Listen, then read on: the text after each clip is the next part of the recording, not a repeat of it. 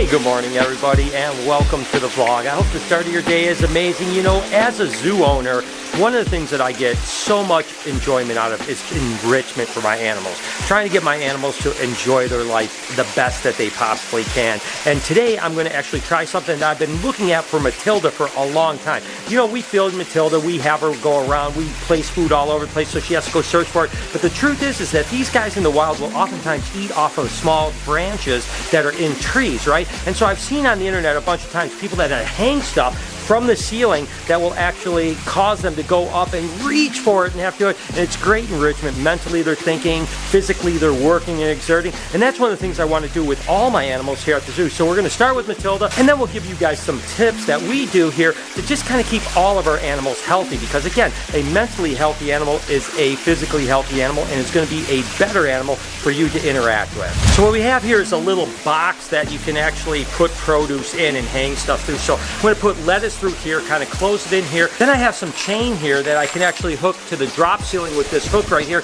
And the idea is to have it just like maybe this far off the ground, far enough where she can reach up and grab it, but not too close where she's not working for it. So let's just go ahead, hang this up, kind of figure out what's going on, and see if it works. It is early in the morning, she's sleeping, but I think she'll get woke up when she knows there's food.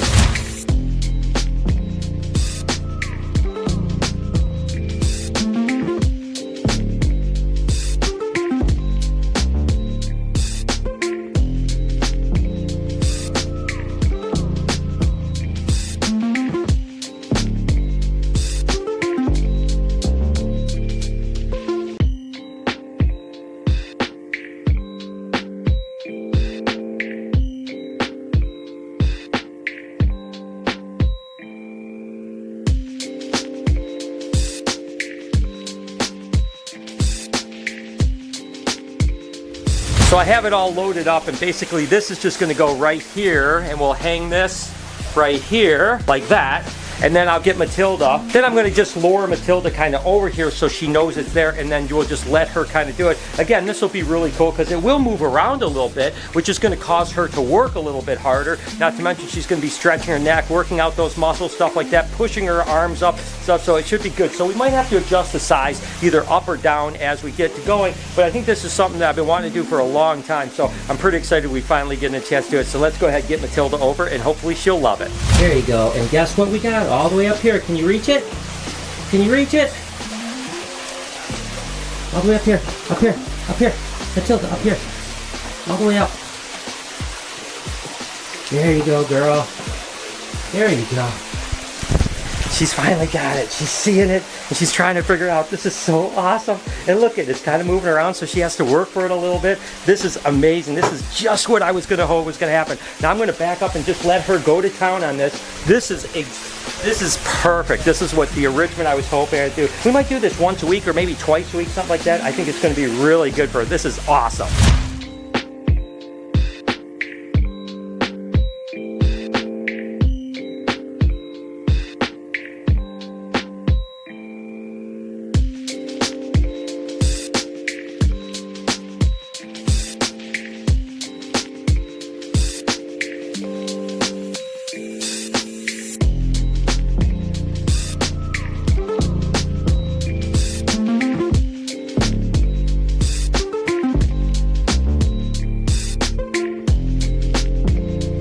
We ended up lowering it just a little bit because it was a little bit too high. So we'll start a little bit lower and then raise it up over the next couple weeks so that she continues to do it. And it's kind of cool because the leopard tortoises are now down getting the scraps. When she pulls them down and they fall down, then the leopard tortoises are down there eating them. So it's kind of cool for everybody.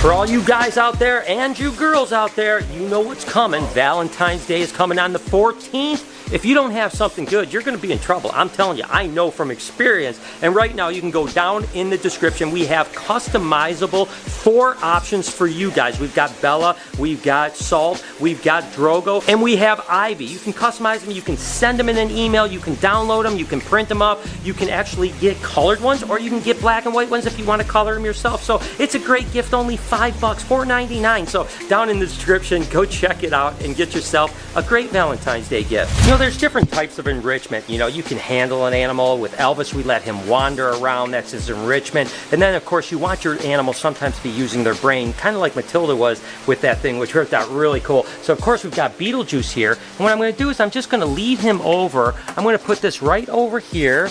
And see, he wants it really bad. He wants it really bad, but you can see he has to go inside the hole to get it, right? So he sees it, he's got to figure out how to do it. Now in the beginning it's going to be easy for him because there's a lot of superworms, but as there's less and less superworms, he's going to have to figure out a way to kind of get them over and use that brain of his to get to all those superworms. And so you can see he's going right inside, and he's already figured out there's a hole in it, right? I mean, I wanted to have like kind of a plastic where it's translucent, where he can see in it, but now he has to figure it out, right?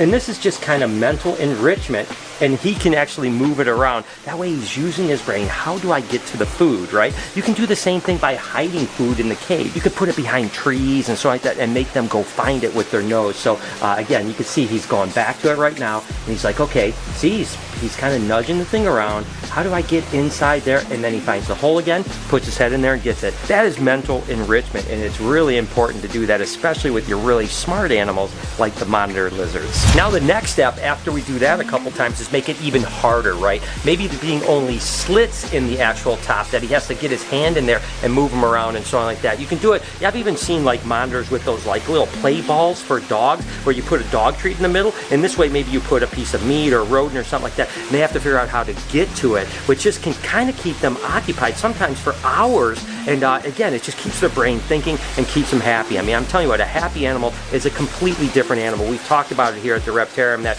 I had animals that used to be kept at BHB that got moved over here into large enclosure with lots of enrichment, and they really changed to a completely different animal. No animal was more like that than Ivy.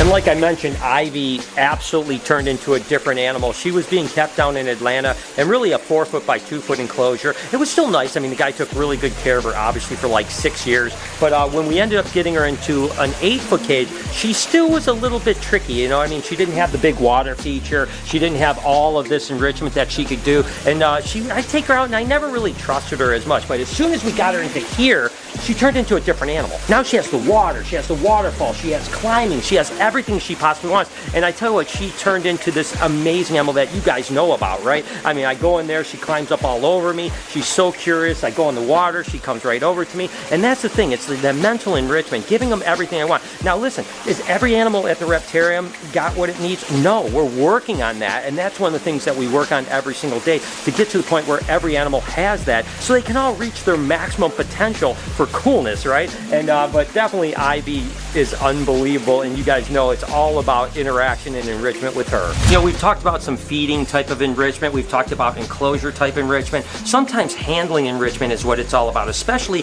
with an animal like an iguana like Sriracha right here. I mean, basically you just have to kind of get them out and get them used to you. It's socialization, it's exposure therapy for the actual animal. And when we actually get Sriracha out, it's really cool. Getting it out of the cage, it's a little bit crazy, but once it's out, it's actually going to enjoy being out, right? So we have to do that. So listen, it's not easy. Sometimes it's a pain in the butt. Sometimes this little monkey even whips me with its tail and everything like that. But again, you got to just slowly get, don't you hit me. There you go, buddy. Come on, come on, come on, come on, come on. Whew. Getting it out isn't easy, there's no doubt about that. It gives a little fight, but then once it's out, you can see it becomes super chill, you know? Really amazing animal. And we want to get Sriracha to the point where we can just take it out without that battle, right? Where it just kind of, because it does rip you up a little bit, but once it's actually out, you can see, I mean, it's really super docile, it's super good. And this is kind of the enrichment for this animal. Just like Bella and Diddy and Dixie, they want attention, they want to be out, they want to see things. We can walk around with it, it can kind of see and take in new environments and new visual things, and that's what this is going to be about. And then eventually this is going to be a great animal to be able to take out for people to pet. You know, we can do it now just like this, you know, with it just on my shoulder. People can't hold it yet because it's still a little bit squirrely, but I tell you what, this animal has turned into an amazing ambassador, and it's just getting better and better, and it's just getting better and better. I mean, this is as prehistoric as it gets. Even before we were able to handle Sriracha, people were always commenting about how amazing it is. So it's pretty cool that it's finally getting to to the point where we want it to be, and I'm telling you, within the next couple months, we won't even have to battle. It'll come right to the front of the cage and come right out, and that's really what I wanted with it. So again, lots of different ways to enrich animals, but it's all about finding the individual animal and what they want, right? You know, and each animal is different. You know, one snake may want this, one monitor may want this. You got to find your own animal and stuff like that. And with Sriracha, I think it's all going to be about interaction and taking it out and just kind of playing with it. It's pretty freaking awesome. And remember, you always want to end these type of things on a calm note. With Sriracha, you can actually put it back like this, and oftentimes it'll just allow you to pet it as soon as you put it back in. Remember when I first went to take it out, it was kind of tail whipping, posturing and stuff like that. Now that I've taken it out and spent some time with it, it'll allow me just to pet it without having those types of things happen. So end each training session on a positive note. You never want to end it on a negative note, because in their mind, they're going to relate that experience as negative, right? If you end it with a positive note, the next time it's going to be that much easier. Now, mammals like Drogo can be a completely different thing than reptiles. You know, again, I've told that every animal is an individual and every species is completely different too. With Drogo, it's all about new things, right? So I want to rearrange his ropes, I want to rearrange branches, I want to rearrange this area, I want to rearrange everything, maybe every 7 to 10 days, because it's funny, he'll like hang out and climb all over this stuff, but he kind of gets used to it. As soon as we rearrange everything, he goes crazy, and for hours he's just exploring and finding new things, and that keeps him mentally happy, right? The last thing you want is a depressed animal. You don't want your animal to get sad, don't want him to get bored, don't want him to get down, because that can be really bad for him, and that's something that we definitely don't want here at the zoo. So with Drogo, it's pretty simple. It's literally just about rearranging and redecorating his enclosure every 7 to 10 days. When it comes to crocodilians like Salt here, calm down, girl. A lot of times enrichment can be just, you know, a training thing. Like I always talk about calming down. I talk to her softly, stuff like that. And of course, handling can be enrichment. You know, getting her out of her enclosure can be enrichment, but also training her how to eat can be enrichment too, right? You know, so there's lots of different things you can do with crocodilians. They're very smart animals, so to keep these guys kind of happy is pretty important. Now, the good news is that happiness with alligators really comes more from just getting fed and stuff like that. So they don't need as much maybe mental enrichment as some of the other reptiles that we work with. That being said, we want to keep them happy, and certainly Salt is a big thing about keeping tame, right? Because we want people to be able to interact with her not only now when she's this size, but when she's larger too. You know, when she's 6 foot, 8 foot long. I want to still be able to get in with her and interact. Now, will people be able to hold her like we do now? I mean, obviously when she's 150, 200 pounds, that's not going to happen.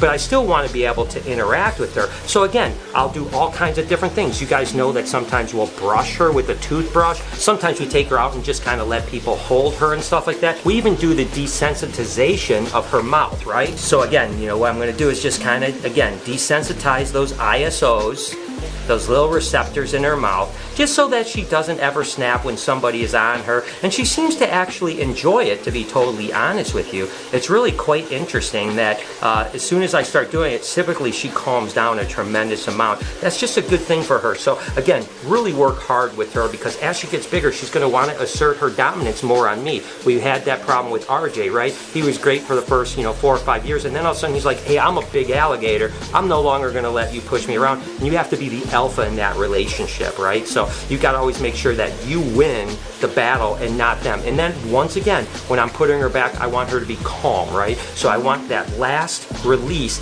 to be very calm. I don't want it to be a wiggle and waggle or anything like that. So we'll go ahead and put her back now, very softly. You can see as soon as I open that door, she wants to go, right? She knows she's going back. So now I have to just get her to the point where, calm down, Salt, calm down.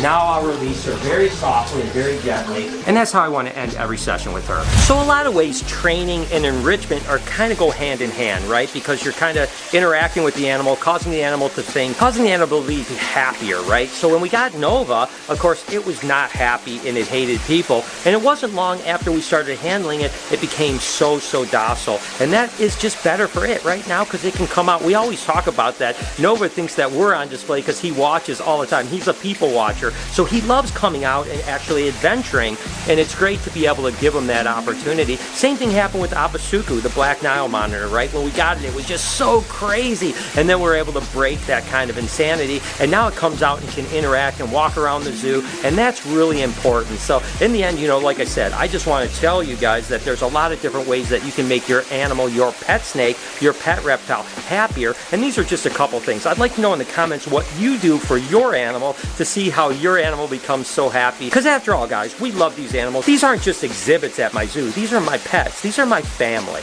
Like I mentioned, I just want my animals to be happy because it makes me happy. I love these things so much. So I hope that you enjoyed this video, and I hope that you take something from it that can help you be a better animal keeper, a pet keeper, whatever the case may be. If you enjoyed this video, do me a favor, hit a playlist right over here. Just 1 or 2 videos really helps the channel a tremendous amount, and I appreciate it. Right here is my podcast channel. I do a lot of in-depth talking about what I just talked about in this video. On this side, you can actually subscribe to this channel. 35,000 subscribers away from 3 million. So hit that subscription button, turn your post notifications on. Have an absolutely wonderful day. Remember, be kind to somebody, and I promise I'll see you tomorrow.